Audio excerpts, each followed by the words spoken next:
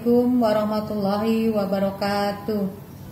Berikutnya, tentunya kita ingin supaya di usia menopause ini kita merasa juga bisa memiliki kemandirian untuk bisa sehat, tidak tergantung dengan pelayanan kesehatan, tidak sering mengkonsumsi obat, dan tidak mengganggu anggota keluarga kita yang sedang produktif bekerja atau putra-putri kita yang tentunya sedang fokus untuk karir dan pekerjaannya.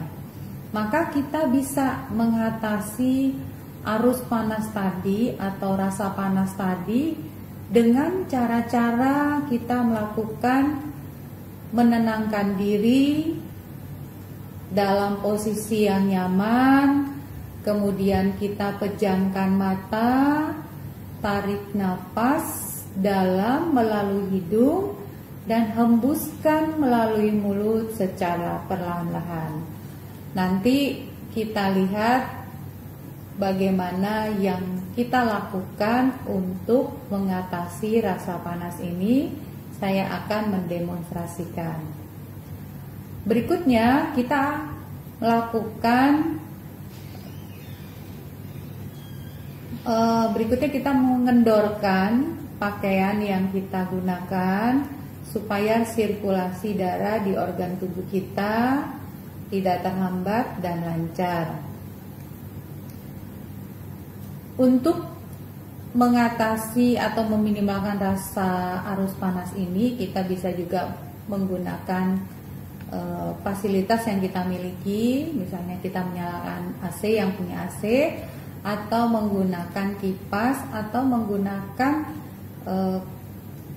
yang manual ya, kipas manual dengan menggunakan tangan kita sendiri ya untuk mengkipas tubuh kita supaya tidak terlampau rasa panas ini mendominasi di tubuh kita.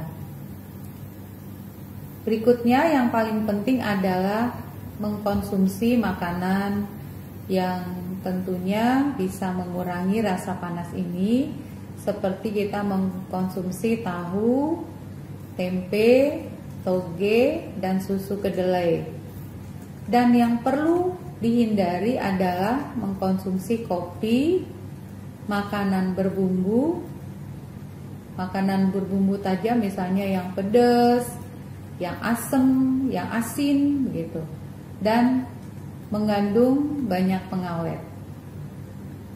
Itu untuk mengatasi rasa panas di dalam tubuh. Selanjutnya, untuk mengatasi tubuh kita yang progres sekali untuk peningkatan berat badannya, maka kita harus menghindari makanan-makanan yang banyak mengandung gula, seperti biskuit dan kue-kue yang manis. Kemudian tidak makan secara berlebihan, jadi harus mulai diatur porsinya, karena pasti aktivitas ibu tidak semaksimal dulu waktu usia sebelum menopause. Kemudian menanamkan kesadaran pada diri sendiri untuk menghindari tubuh yang gemuk, karena tubuh yang gemuk ini akan menyulitkan kita untuk melakukan aktivitas keseharian. Berikutnya yang dilakukan untuk mengatasi kulit kita yang semakin mudah kering dan mengeriput, yaitu melakukan perawatan pada kulit. Ya, bisa kita lakukan secara yang ekonomis dan mudah terjangkau oleh kita, yaitu menggunakan perawatan kulit secara tradisional, menggunakan kosmetik sesuai dengan kondisi kulit kita, dan mengkonsumsi buah dan sayur lebih banyak dibandingkan dengan nasi, dan memperbanyak minum air putih kalau kita berada di rumah. Tapi kalau kita akan berpergian dan menggunakan transportasi umum, apalagi maka kita harus mengurangi jumlah konsumsi air. Tapi nanti kalau kita sudah berada di lokasi, maka kita banyak minum untuk menutupi jumlah cairan yang tadi tidak kita minum sesuai dengan jumlah yang dibutuhkan oleh tubuh kita. Berikutnya, untuk mengatasi sembelit, kita bisa meningkatkan asupan serat melalui konsumsi buah dan sayuran. Memperbanyak aktivitas fisik seperti berjalan kaki, dan tentunya di sini kita harus mengukur berapa kekuatan kita untuk juga bisa melakukan aktivitas berjalan kaki ini. Selanjutnya, untuk mengatasi rasa sakit pada daerah kepala, kita bisa melakukan istirahat dan lakukan penenangan pada tubuh atau kita sebut dengan meditasi agar sirkulasi darah ke organ kepala kita bisa lebih lancar dan menghindari tentunya permasalahan-permasalahan yang sebetulnya bisa kita cari solusinya. Jadi tidak semua harus kita dominasi di dalam pikiran kita, sehingga membuat kita juga menjadi cepat stres dan mudah sekali kita marah, dan akhirnya membuat kita juga sakitnya semakin bertambah. Dan untuk mengurangi rasa sakit kepala juga, kita bisa mengurangi dengan menghindari kopi dan coklat. Berikut, untuk mengatasi nyeri tulang dan sendi serta nyeri punggung, maka bisa dilakukan dengan mengkonsumsi segelas susu yang tentunya susu yang low fat, yang tidak berkadar kolesterol tinggi. Berikutnya, meningkatkan konsumsi vitamin D seperti tahu, tempe, kuning telur. Meningkatkan konsumsi sayuran. Sayuran yang baik ini untuk dikonsumsi di usia menopause adalah bayam, brokoli, kembang kol, kacang merah, dan kacang kedelai.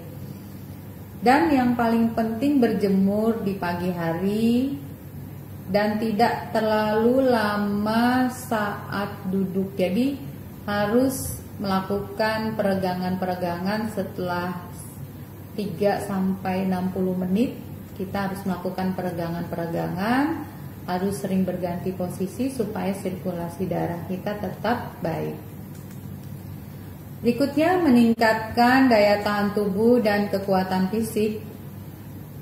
Di saat ini kita sedang mengalami wabah atau pandemi, walaupun sudah masa transisi sedang kita jalani saat ini, maka tetap kita harus menjaga stamina dengan cara pola hidup sehat dan mengkonsumsi nutrisi seimbang.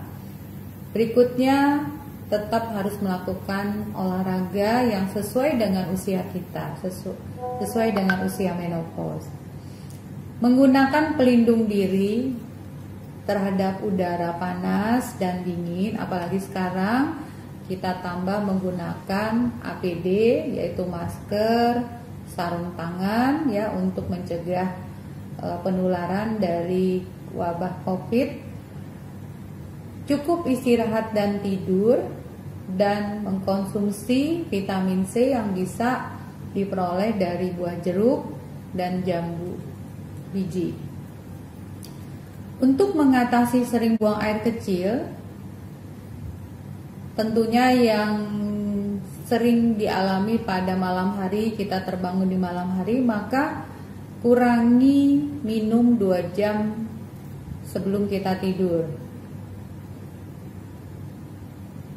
Tidak menahan untuk buang air kecil. Jadi kalau ada rasa ingin buang air kecil, maka silahkan langsung ingin ke kamar mandi untuk berkemih. menghindari makanan dan minuman yang bisa merangsang buang air kecil seperti teh, kopi, dan coklat. Berikutnya, untuk mendeteksi adanya tumor atau keganasan, kita bisa melakukan pemeriksaan payudara sendiri dan pemeriksaan pada organ genitalia sendiri. Nah, nanti kita akan peragakan bagaimana cara melakukan pemeriksaan payudara sendiri dan pemeriksaan pada organ genitalia sendiri. Ibu-ibu menopause, untuk yang berikutnya adalah tentang permasalahan pada organ intim, dan tentunya ini nanti akan berdampak pada pasangan kita, yaitu tentang masalah seksual. Maka ibu-ibu di sini harus sering melakukan kegiatan-kegiatan yang berkaitan dengan aktivitas organ reproduksinya dengan melakukan latihan Kegel namanya. Nah, latihan Kegel ini nanti juga akan saya peragakan pada ibu-ibu supaya otot-otot di organ internal reproduksinya tidak kendor dan masih bisa elastis, dan tentunya ini tidak menimbulkan masalah, bisa minimalkan masalah dengan pasangan. Yang berikutnya, kita tetap harus menjaga hubungan dengan pasangan untuk tetap menjaga keharmonisan dengan pasangan, dan untuk mengurangi rasa tidak nyaman, maka kita bisa tentunya berdiskusi dengan pasangannya bagaimana untuk bisa melakukan hubungan seksual ini tidak merasa sakit. Maka perlu adanya diskusi dengan pasangannya supaya nyeri atau ketidaknyamanan pada masa berhubungan itu bisa diminimalkan. Dan yang paling penting kuncinya di masalah seksual ini adalah selain kita merawat organ internal reproduksi kita, juga kita harus berdiskusi dengan pasangan. Untuk masalah yang ketiga yang berkaitan dengan psikologis, maka kita harus merasa percaya diri yang tinggi di usia menopause ini, karena satu, kita sudah tidak lagi menjalani peran ya untuk fokus pada anak-anak sudah mandiri, artinya kita sudah bisa lebih fokus pada diri kita, merawat diri kita, dan mengembangkan apa yang menjadi hobi-hobi kita. Dan juga kita bisa lebih dekat lagi dengan pasangan kita, dan bisa tentunya kita melaksanakan bulan madu yang kedua di usia menopause ini. Maka hindari stres, emosi, kemudian harus lebih banyak mensyukuri bahwa di usia menopause ini kita bisa kesehatan dan menjalani fungsi-fungsi kita untuk lebih fokus lagi dengan keluarga, fokus lagi kita bisa melaksanakan spiritual kita tanpa diganggu oleh anak-anak kita. Karena kita sudah bisa fokus dengan diri kita, dengan yang menciptakan kita dan keluarga kita, terutama dengan pasangan. Demikian, Assalamualaikum warahmatullahi wabarakatuh.